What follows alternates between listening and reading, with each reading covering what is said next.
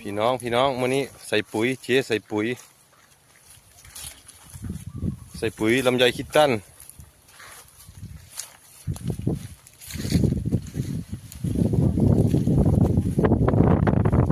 มีแต่หญ้าพี่น้องเอ้ยบ่ได้ตัดนะใบกำลังร่วงเลยลำไยคิดตันลิ้นจี่นพ.1 นครพนม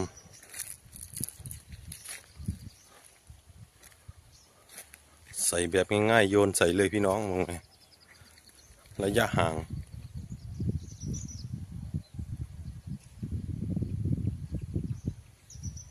ใส่แบบง่ายๆ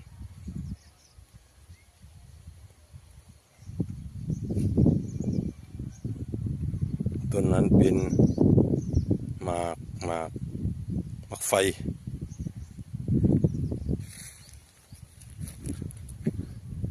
หมากไฟ